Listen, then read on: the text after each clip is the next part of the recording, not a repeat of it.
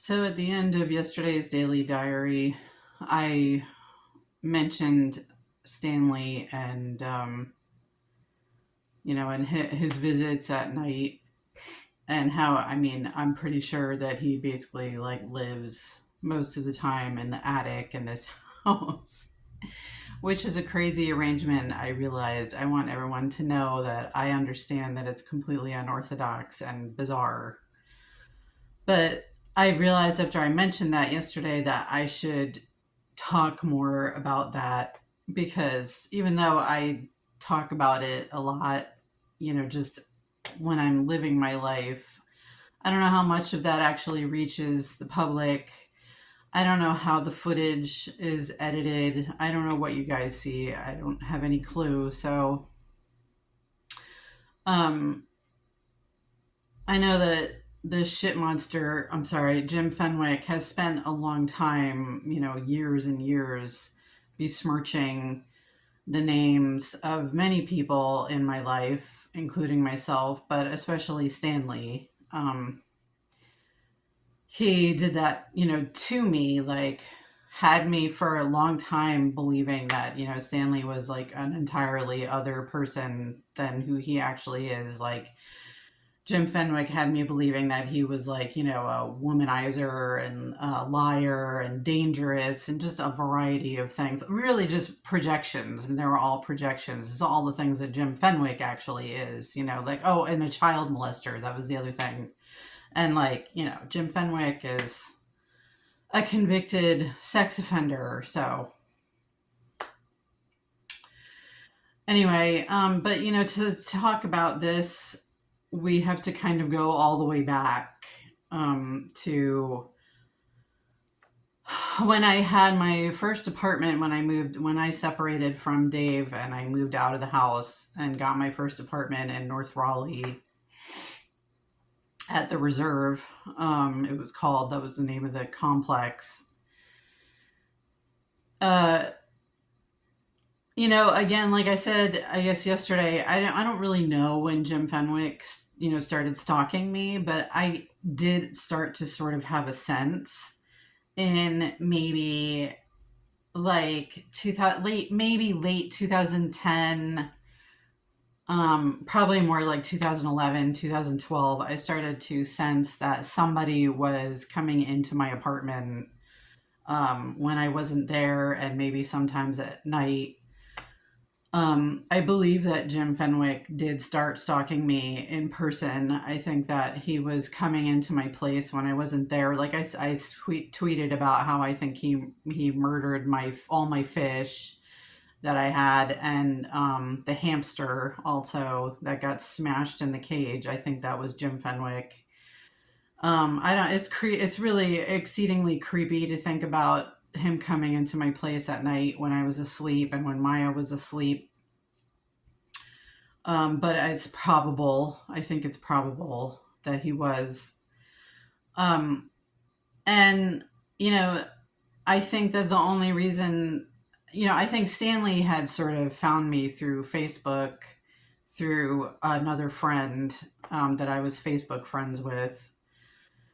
And the only reason I'm not mentioning his name is because I don't know if he wants me to mention his name or not, and I don't want to mention his name if he doesn't want me to. So, um, but and I think Stanley sort of started to see what was going on, that Jim Fenwick was stalking me, and um, so I think the only reason that he did things in such an unorthodox way to begin with, I think the only reason he started coming into my apartment was because Jim Fenwick was coming into my apartment, and he wanted to sort of be there as a protector, because, you know, all you have to do probably is look Jim Fenwick's back, 15 years ago, is look up his name and see who he is and how dangerous he is. And, Stanley has like more technological skills than I do, so he probably could look at, more background information than I would be able to find. Um, and and so I think that's how that whole thing started. And And then it just, and of course I didn't even know that there was a Stanley until 2013. And even then I thought his name was Noah because that was the name he was using on Twitter, Noah Kinsey. um I think Noah is actually his middle name.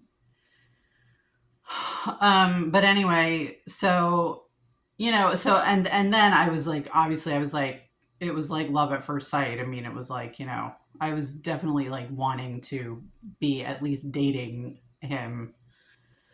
uh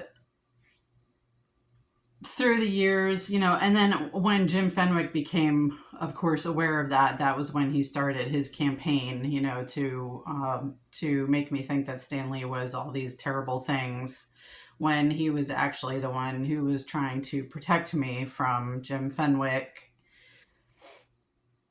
Um, when I had to come back to when I got evicted from that apartment in 2014, and I came back to this house, I think around 2015, 2016, I think that Stanley started to stay in the attic sometimes. And then when I moved out of here in 2018 and I went to the next apartment in North Raleigh at the Regatta complex, he was in the attic in that building above my apartment. So I mean, it is sort of like we've been living together. But you have to understand that he has shown me through all of these years, like who his character is, like who he is as a person. And he is a gentle, honest, kind person, who has been trying to protect both Maya and me, and even Thury, from the worst of Jim Fenwick. And you know if that's at all confusing for you, you have to, of course, think about and consider the fact that, look at who Jim Fenwick is, and look at how powerful he was for so long, and surreptitiously powerful. How he was hiding and using his money and his influence to make whatever he wanted to happen. You know, Nobody wanted to battle with him. Like, even the court system let him get away in Texas, I assume, let him get away with taking away my constitutional rights without just cause.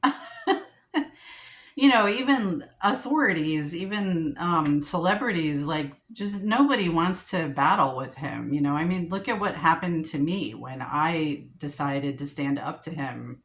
Look at how I've had to live for a decade. I've had to live like this. So it's not like Stanley, a guy from, Wisconsin, like a young guy too. I mean, because at the time, if we're talking like 10 years ago, he was only in his 20s still. What was he going to be able to do other than what he did? And thank God he did, because if he hadn't, I really believe that Jim Fenwick would have at least murdered me, and possibly others too. That's too horrible for me to even think about. Um, so, so yeah, I mean, I guess that's mostly what I wanted to say about that. I mean, there's so much more, of course. You know, um, I'm kind of assuming that there's going to be that there's going to be a trial. I'm hoping that Jim Fenwick is charged for his physical abuse of me. Now that I'm fairly certain that he has his own remote to this implant, and that he's been doing all the abuse to me all these years. I'm really, really, really hopeful that he'll be charged for that stuff. And anyway, so like, if I have the opportunity, the gift to be able to testify in a trial like that, uh, there will be more details. I could spend like 3 hours going through everything in detail. But I kind of wanted to just put that out there because I guess I've never really said, out loud, to you guys directly, what the background of all of that is, even though you guys probably already know pretty much everything. It doesn't hurt. And I still always feel like I have to defend Stanley just because it's, it's all weird and unorthodox and bizarre, and I sort of have to defend myself too because I'm really crazy about him, and like I'm not really bothered by the way things have been. Part of it is because we've had to do it that way. I mean that we've had to do it that way, but part of it is also just because I just like the way he does things. So my face is turning red now. So anyway, I'm gonna wrap it up there. So yeah. Okay, bye bye. Happy Sunday. Love you.